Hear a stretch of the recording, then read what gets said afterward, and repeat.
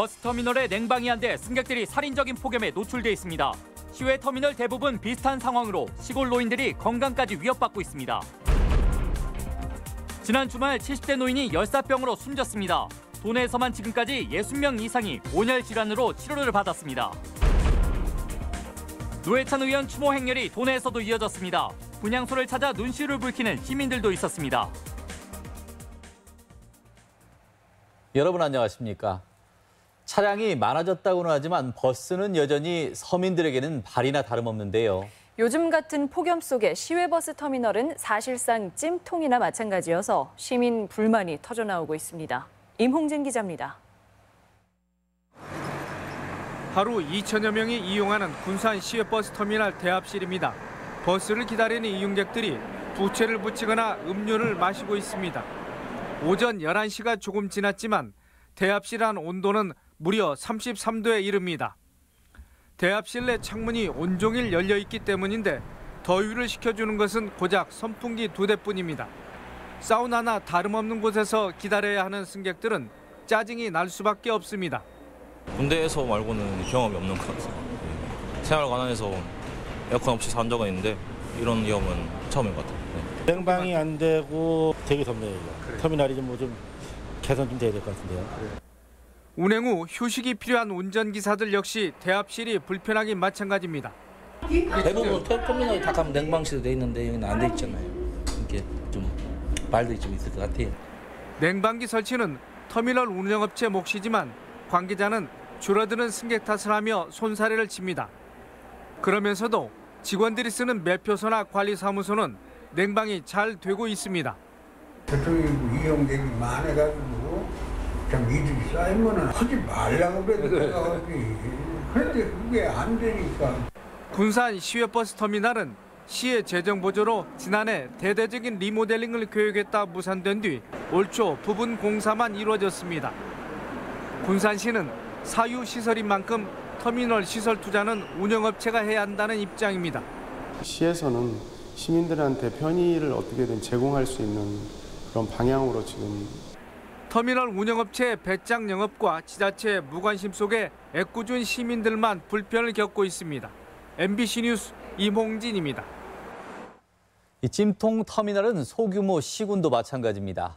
특히 군 지역은 배차 간격이 넓고 이용객들이 고령이어서 시설 개선이 더욱 시급합니다. 이어서 박연성 기자입니다. 오후 시간대 지난 시외버스 공용터미널입니다. 터미널 이용객은 대다수가 70, 80대 노인들이지만 푹푹 찌는 대합실은 숨쉬기조차 힘듭니다. 선풍기 몇 대가 설치돼 있지만 그나마 일부는 고장난 지 오래입니다.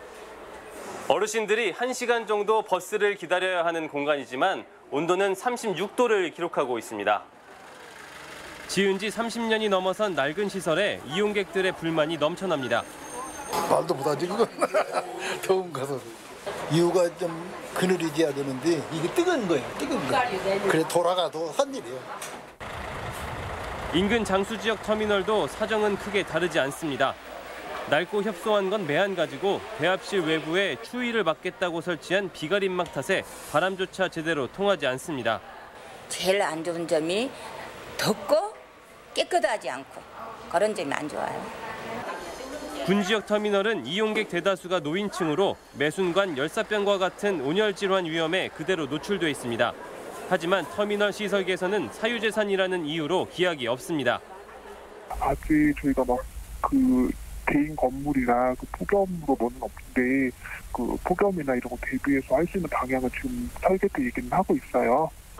시군이나 전라북도 모두 버스 터미널에 대해 무관심한 가운데 수많은 교통약자들이 살인적인 더위에 그대로 방치돼 있습니다.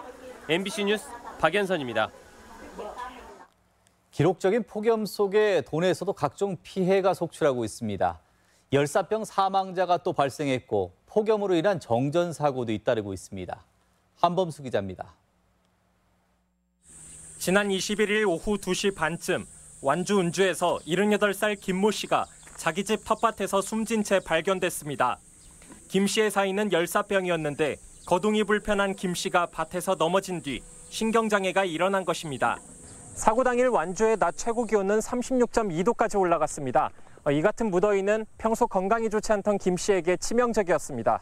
2시 정도면 최고잖아. 기온이. 그렇죠. 그러니까 넘어지셨는데 이제 못 일어나셔가지고 이제 너무 뜨거우니까. 지난 17일 남원 주천에서도 잡초를 뽑던 80대 노인이 열사병으로 숨지는 등 도내에서만 벌써 61명이 온열 질환으로 병원 치료를 받았습니다. 폭염으로 고압선이 단전돼 아파트에 전기가 끊기는 소동이 빚어지기도 했습니다. 오늘 오전 9시쯤 전주 송천동 에코시티에서 40분간 정전이 발생해 아파트 780여 세대가 불편을 겪었습니다. 꺼졌을 때 너무 더워서 애기도 있었는데 이제 에어컨이 꺼지니까 아무래도 좀 불편하죠. 40도에 가까운 무더위 속에 폐사한 닭과 오리가 전북 지역에서만 벌써 40만 마리를 훌쩍 넘어섰습니다. 역대 최악의 여름이 될 거라는 우려 속에 각종 폭염 피해가 눈덩이처럼 불어나고 있습니다. MBC 뉴스 한범수입니다. 이렇게 푹푹 찌는 폭염에 사람뿐 아니라 농작물도 걱정입니다. 연일 내리쬐는 땡볕에 생장이 좋지 않고 햇볕 대인 피해도 우려되고 있습니다. 유룡 기자의 보도입니다. 김제한 고추밭입니다. 잎은 축 늘어지고 고추는 쭈글쭈글 모양이 영 나지 않습니다. 열흘 넘게 계속된 폭염에 농민은 고추가 말라 죽지 않을까 걱정이 태산입니다. 이런 상태가 유지된다면 그 수확량이 굉장히 감소하리라고 생각이 되어집니다. 또 품질도 역시 많이 떨어지고. 이중 가림막을 해둔 인삼밭도 요즘 같은 고온에는 당해낼 재간이 없습니다. 잎이 벌써 누렇게 말라버린 지 오래입니다. 비가 오지 않기 때문에 질소가 올라오면서 같이 염분이 올라가기 때문에 염분과 질소 그리고 더위 피해의 복합적인 피해를 좀 보게 되었습니다. 오전 10시가 조금 넘은 시각이지만 열화상 카메라에 비친 사과 표면은 온통 붉은 빛입니다. 지금 몇 도까지 올라갔어요? 51도, 50도 그렇습니다. 농작물이 연일 뙤약볕에 노출되면서 햇볕 대임 피해가 속출하고 있습니다. 햇볕 대임은 31도를 넘어서면 시작되는데 봉지를 씌울 수 없는 과수는 속수무책입니다. 껍질을 단단하게 해주는 탄산칼슘이나 석회를 희석한 물을 뿌려주면 피해를 어느 정도 예방할 수 있습니다. 과실의 표면을 보호해서 저장력을 보호할 수 있고 3분의 1 정도의 햇볕 대임 방지 효과가 있는 것으로 밝혀졌습니다. 고추나 인삼 같은 밭작물은 점적 관수의 필요성도 제기됩니다. 파이프에 구멍을 뚫어 주기적으로 물을 흘려주면 되는데 가뭄을 날 수 있어 효과적입니다. 언제 끝날지 모르는 불볕더위, 한여름 고온과 폭염 대책이 시급해지고 있습니다. MBC 뉴스 유룡입니다. 현대자동차 전주 공장에 상용 파일로트 센터가 문을 열었습니다. 상용 파일로트 센터는 중대형 상용차 파일로트카와 다양한 파생 차종을 개발하는 역할을 맡게 되며 내년까지 연구 인력을 50-60명 규모로 늘릴 예정입니다. 특히 올해는 파일로트카와 파생차 13종, 33대를 생산할 계획입니다. 전라북도가 살인 진드기 예방 대책을 마련합니다.